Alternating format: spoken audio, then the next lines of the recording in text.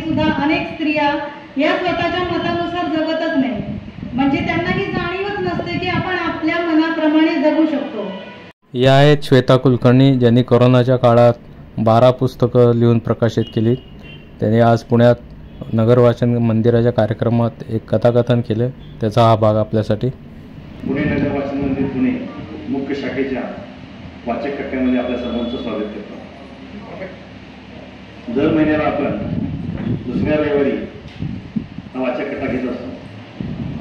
या महिन्यामध्ये वाचक कट्ट्यातर्फे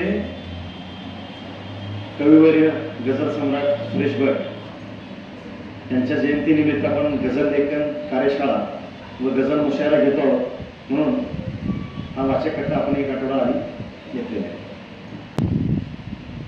वाचनाबरोबरच साहित्यिक अभ्यास सुद्धा, चर्चा सुद्धा व्हाव्यात असा उद्देश असतो आणि यातूनच आपण या वाचक कट्ट्याच्या वेळी आपल्या तिथं सभासद जे कथा लिहितात त्यांनी कथा वाचाव्यात, कथाकथन करावं हा उद्देश ठेवून आजचा वाचन कट्टा आपण आयोजित केले. महाराष्ट्रातली सुद्धा कथा परंपरा जर आपण पाहिली, मग पु ल देशपांडे असतील, वपू काळे असतील, दमा मिरासदार असतील, शंकर पाटील असतील, अशा मोठमोठ्या कथाकारांनी महाराष्ट्रावर एक अधिराज्य निर्माण केलं होतं साहित्य क्षेत्रामध्ये, की ज्याचा कथाकथन आजही आपण अतिशय आवडीने आहे.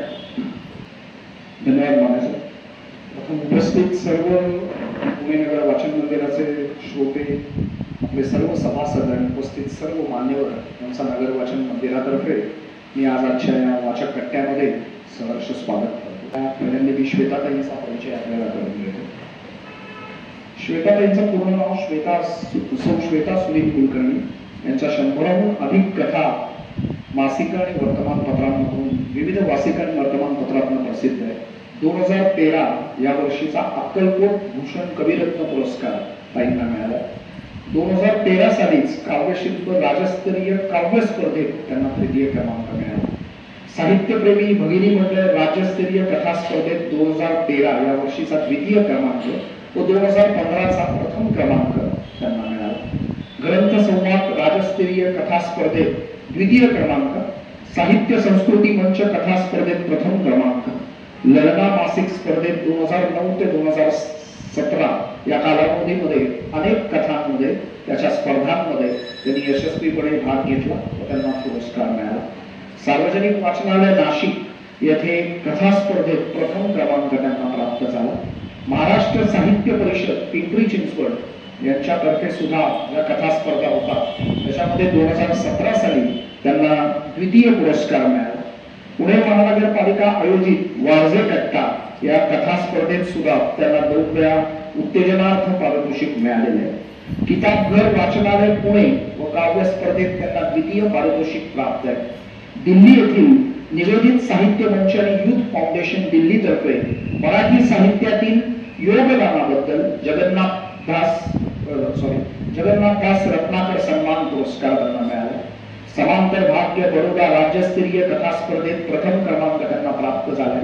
सातारा, पुणे अशा विविध आकाशवाणी केंद्रांवरती ते आपल्या कथा आणि कवितांचं अभिवाचन करत असतात.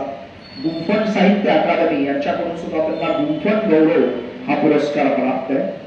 तसेच त्यांचे जे काही कथा संग्रह आहेत ते मी आपल्याला वाचून दाखवतो. त्याच्यामध्ये प्रतिष्ठा, रंगभान, बबन आणि मनी, त्रिमूर्ती, ऋणबंधाच्या जेथून पडल्या गाठी, अल्बन, नाना नानी आणि नॅनो, उत्सव अशा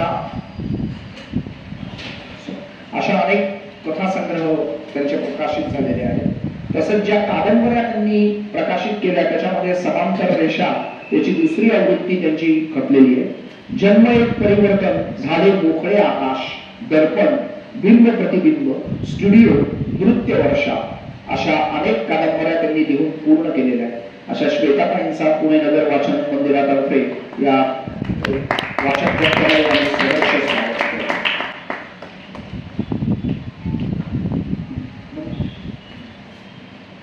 मी आता सगळ्यांचा परिचय घेतो, म्हणजे त्यांच्या कथाकथनामध्ये आपल्याला त्रास होणार नाही. त्याच्यानंतर आपल्याकडे जे आपले दुसरे कथाकथनासाठी आलेले आहेत त्यांचा मी आपल्याला परिचय करून देतो. श्री सुभाषजी बर्वे सर, सेंट्रल गव्हर्नमेंटच्या डिपार्टमेंट ऑफ ऑडिट मधनं ते 10 वर्षापूर्वी निवृत्त झाले. त्यांना लेखन वाचनाची आवड लहानपणापासूनच आहे. निवृत्तीनंतर विशेषतः त्यांनी याच्यामध्ये सगळ्यात जास्ती त्यांना रस लागला, म्हणजे जास्ती ते रस घेऊ लागले आणि या कथाकथन आणि विविध कथा याच्यामध्ये त्यांचा सहभाग वाढू लागला. ऑडिटच्या निमित्तानं त्यांनी महाराष्ट्रात सर्वत्र खूप प्रवास केला. तिथे त्यांना अनेक माणसं भेटली. या माणसांच्या अनुभवाच्या आधारे त्यांनी अनेक कथा, कविता व प्रासंगिक लेखन करायला सुद्धा सुरुवात केली. पुणे आकाशवाणीवर चिंतन या सदराखाली त्यांनी काही लेख लिहिलेले आहेत. 10 वर्षामध्ये त्यांच्या अनेक कथा, कविता प्रसिद्ध झालेल्या आहेत. शब्दगंधा, माहेर, निहार याच्यासारख्या नामांकित दिवाळी अंकामध्ये त्यांच्या अनेक कथा प्रसिद्ध झालेल्या आहेत. तसेच सकाळ, महाराष्ट्र टाइम्स याच्यासारख्या अनेक वृत्तपत्रांमध्ये सुद्धा त्याचे अनेक लेख प्रसिद्ध झालेले आहेत. व्हॉट्सअपवरती सुद्धा ते अनेक आपल्या कथा आणि कवितांचा विविध व्हॉट्सअपवरच्या वाचकांना लाभ देत असतात. अशा आमच्या सुहासजी पुरळे सरांचा सुद्धा मी पुणे नगर वाचन मंदिरातर्फे या वाचक कट्ट्यामध्ये सहर्ष. आजचं हे जे वाचक कट्ट्याचं आपलं नियोजन आहे, प्रयोजन आहे, त्याचं जे अंतिम हे गुंफणार आहेत ते आपल्या स्नेहाताई अवसरीकर त्यांच्या सुद्धा आज मी या पुणे नगर वाचन मंदिरामध्ये सत्कार करतो. आपण त्यांचा एक परिचय करून देतो. त्या बीकॉम आणि बीपीएड झालेल्या आहेत. अखिल भारतीय विद्यापीठ स्तरावर खेळाडू म्हणून त्या विविध स्पर्धांमधून सहभागी झालेल्या आहेत. वृत्तपत्रविद्या पदविका अभ्यासक्रमात शिवाजी विद्यापीठातून त्या सर्वप्रथम आलेल्या आहेत. संचार, सोलापूर, तरुण भारत अशा ठिकाणी काही काम केल्यानंतर अंतर्नाद या मासिकाच्या कामात सलग 10 वर्ष संपादक म्हणून त्यांचा सहभाग आहे. साहित्य सूची या मासिकात सदर लेखन व संपादन त्यांनी करतात. मनोविकास प्रकाशनात मुख्य संपादक तसेच प्रकाशनाच्या इत्यादी या दिवाळी अंकाचं संपादन सुद्धा ताईच करतात. आकाशवाणीत नैमित्तिक निवेदक, आकाशवाणी दूरचित्रवाणीच्या कार्यक्रमांसाठी अनेक विषयांवरती लेखन, निवेदन तसेच अनेक मान्यवरांच्या मुलाखती सुद्धा त्या घेत असतात. सप्तसूर माझे या संगीतकार अशोक पत्की यांच्या आत्मचरित्रांचे सुद्धा शब्दांकन त्यांनीच केलं होतं. बारीक बारीक आवाज वाढत चालले कथासंग्रह त्यांचा प्रकाशित झालेला आहे. अनेक वृत्तपत्र, मासिक, दिवाळी अंक याच्यातून त्या सातत्याने लेखन करत असतात. वेगवेगळ्या माध्यमासाठी अनेक मान्यवरांच्या 100हून अधिक मुलाखती घेण्याचा त्यांना प्रदीर्घ अनुभव आहे. ललितमध्ये दशकातील साहित्यिक या मालिकेतील समकालीन महत्वाच्या युवा साहित्यिकांच्या मुलाखती सुद्धा त्यांनी सादर केलेल्या आहेत. सध्या अक्षरधारा या दिवाळी वार्षिकाचे संपादन करतात. अशा स्नेहाताईंचा पुणे नगर वाचन मंदिरातर्फे या वाचक कट्ट्यामध्ये आम्ही सहर्ष स्वागत.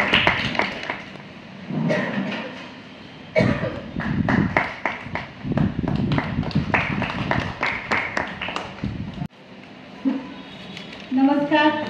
आजच्या या प्रसिद्ध वास्तूमध्ये कथा वाचायला मला मिळते आहे हे माझं मी भाग्य समजते आणि मला ही संधी दिल्याबद्दल पुणे नगर वाचन मंदिर यांचे मी मनपूर्वक आभार मानते. 250 वर्षाचा झळाळता इतिहास असलेल्या या वास्तूमध्ये मला ही संधी दिली त्याबद्दल मी त्यांची ऋणी आहे. आजच्या माझ्या कथेचं नाव आहे स्वातंत्र्याची चव. आता तुम्हाला वाटेल की आपण देशाचं स्वातंत्र्य ऐकलं होतं, स्त्री स्वातंत्र्य ऐकलं होतं, पशु पक्ष्यांचं स्वातंत्र्य ऐकलं होतं, पण हे स्त्री स्वातंत्र्य म्हणजे काय आणि स्वातंत्र्याची चव म्हणजे काय, तर ही कथा ऐकल्यावरच तुम्हाला त्याचा असं शीर्षक का आहे हे तुम्हाला समजेल. आता माझ्या कथेमध्ये मी असा विषय मांडला आहे की हल्ली सुद्धा अनेक स्त्रिया या स्वतःच्या मतानुसार जगतच नाही, म्हणजे त्यांना ही जाणीवच नसते की आपण आपल्या मनाप्रमाणे जगू शकतो. आधी वडिलांच्या मनानुसार, नंतर नवऱ्याच्या, नंतर मुलाच्या इच्छेनुसार त्या जगत असतात आणि त्यांना ही जाणीव नसते. हे मुख्य दुर्दैव असतं. प्रथम माणसाला आपण पारतंत्र्यात आहोत ही जाणीव झाली तरच तो स्वातंत्र्य मिळवण्याचे कष्ट घेतो किंवा स्वातंत्र्य मिळवण्यासाठी झगडतो. हे मी या कथेत मांडले आहे. आणि या कथेतला नायक आहे तो आडगावी त्याची बदली झाली आहे, सरकारी नोकरी आहे म्हणून तो तिथे बदलीवर येतो. त्याचं नुकतंच लग्न झालं आहे. आईकडे त्याची बायको तिकडेच एकत्र कुटुंबात राहते आणि आई तिला इकडे पाठवत नाही. तो आडबाजूला राहत असतो आणि लग्न झालं म्हणून तो बाजारपेठेत घर घेतो की जेणेकरून आता आपण आपल्या बायकोला आणू, तिला इथे करमेल, फिरायला जाता येईल या दृष्टीने तो घर घेतो. ते नेमक्या एका आजीबाईंच्या शेजारी. आणि बायको काही येतच नाही त्याच्यामुळे त्याचं आयुष्य एकसुरी झालंय. तर या कथेमध्ये मी त्यांची कथा मांडली की एखादी क्षुल्लक घटना आयुष्यात किती मोठा बदल घडवून आणू शकते हे आपल्याला यातून लक्षात येतं. मला इथे असं सांगताना आनंद वाटतो की या कथेतून जर काही बायकांना आपल्या मनासारखं करावंसं वाटलं तर या कथेचं चीज झालं असं मी समजेन. त्याने डोळे किलकिले करून वर पाहिलं. अजून पुरतं उजाडलं नव्हतं म्हणून पुन्हा झोपण्याच्या विचारात त्यानं कूच बदलली. तो डोळे मिटणार तेवढ्यात खालून भांड्यांच्या खडखडाटाचा आवाज आला. त्याची झोप चाळवली आणि त्यांच्या छोट्या वाड्याच्या भिंतीला लागूनच खाली वडापावची गाडी होती. तर ती सुरू झाल्यामुळे तो आवाज सुरू झाला होता. हा, नक्कीच हा खालचा वडेवाला. भांड्यांच्या आवाजापाठोपाठ आता त्याचा रेडिओचा आवाजही चालू होणार आणि तो दिवसभर सुरू राहणार. रेडिओ सुरू झालाच. रेडिओ दिवसभर चालू राहतो आणि आता गिऱ्हाईकं चालू होतील. दिवसभर गाणे आणि रात्री आता झोपेचं खोबरं. लवकर झोप लागत नाही आणि सकाळी लवकर उठावं लागतं. इथे आल्यापासून शांतपणे झोपायलाच मिळत नाही. आधीच्या घरी ठीक होतं, तिथे झोपायलाही मिळत होतं आणि खानावळ सुद्धा तिथं चाळीतच असल्यामुळे जेवण सुद्धा व्यवस्थित होत होतं. इथे आल्यापासून जरा त्रासच होतो आहे. वर्षाला इथे आणावं म्हणून घर घेतलं तर आपलीच पंचायत होऊन गेली आहे. आता काय करावं. आता दुसरं गाणं सुरू झालं.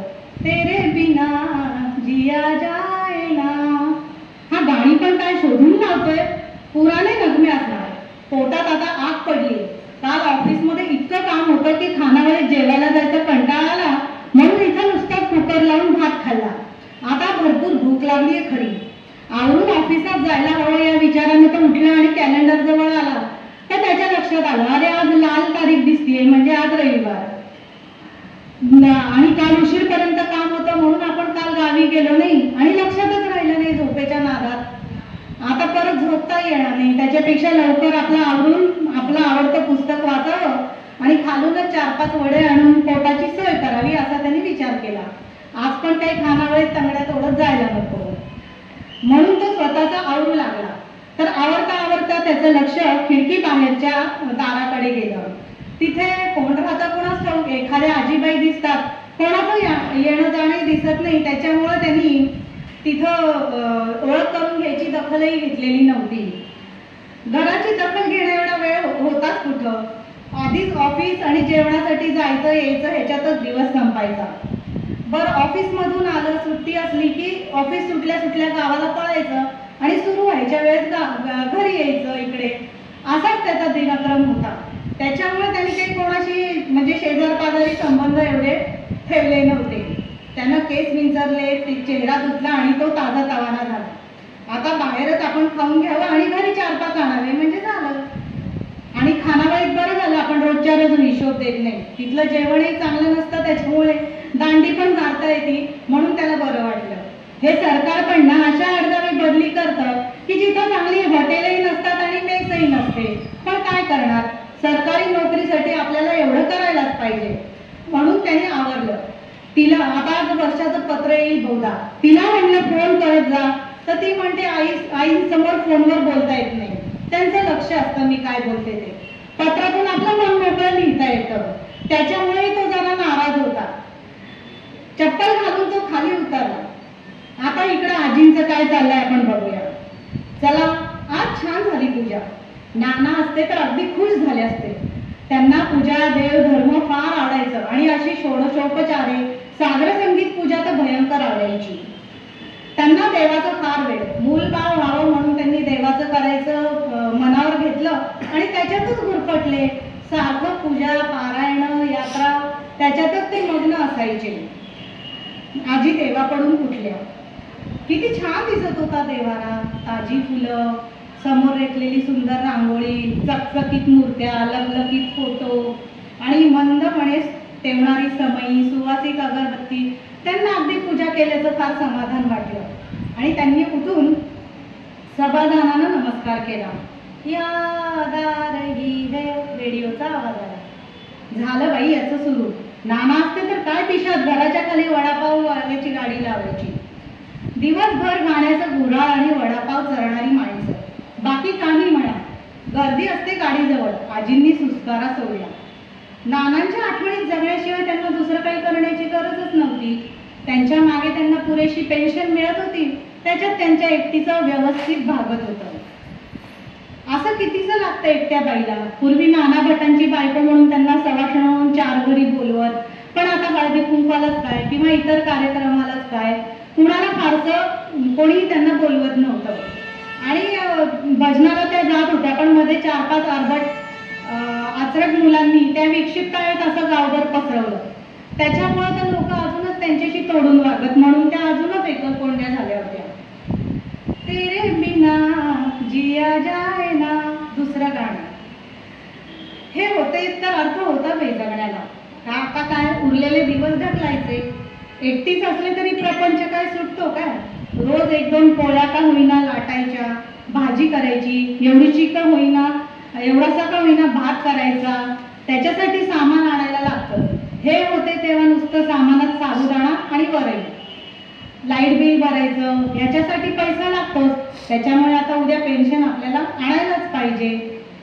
आता काय वड्यांचा वास येतोय छान. त्यांच्या नाकापाशी वड्यांचा वास दरवळला.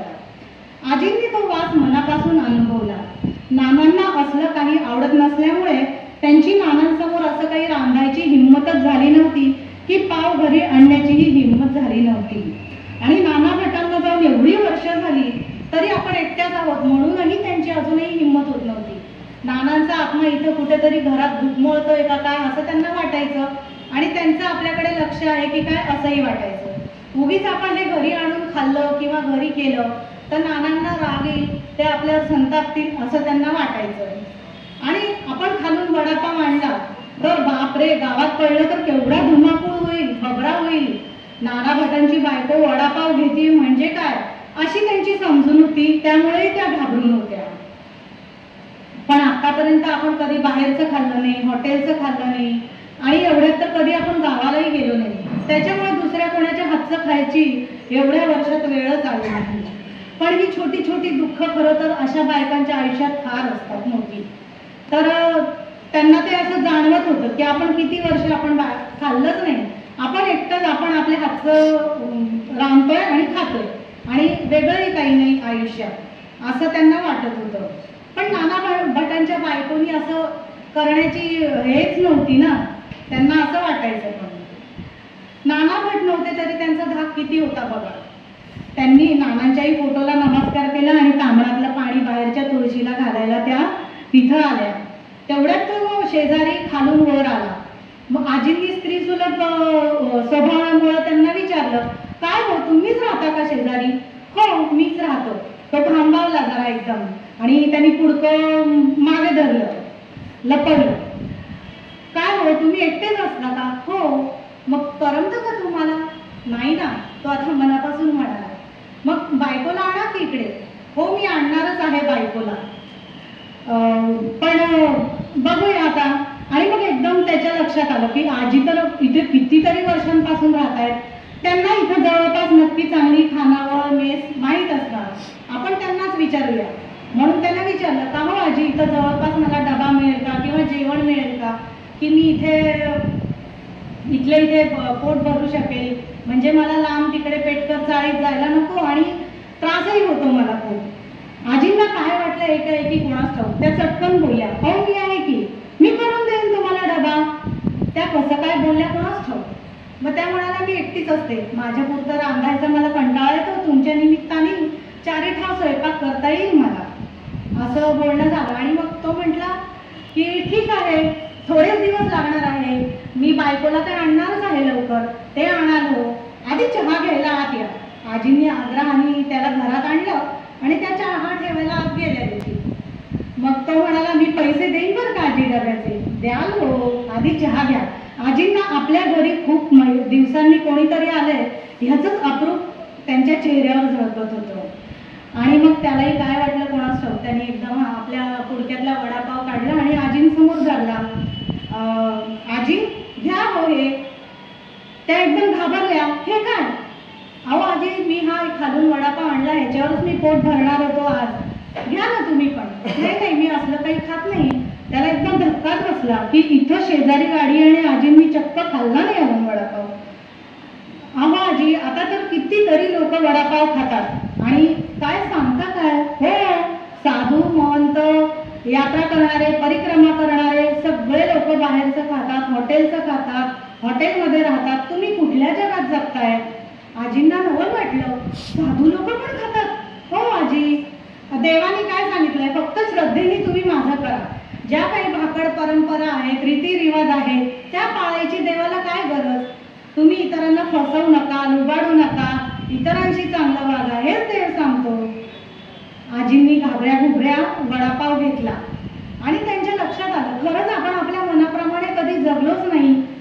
आणि ते ओळखल्याप्रमाणे तो म्हणाला, आजी तुम्ही तुमच्या मनासारखं कधी जगणार? आयुष्यात आपण आपल्या मनासारख्या काही गोष्टी केल्या पाहिजेत आणि ज्या गोष्टींपासून आपण इतरांना दुःख पोचवत नाहीये किंवा आपण काही पाप करत नाही, त्या गोष्टी करायला काय हरकत आहे.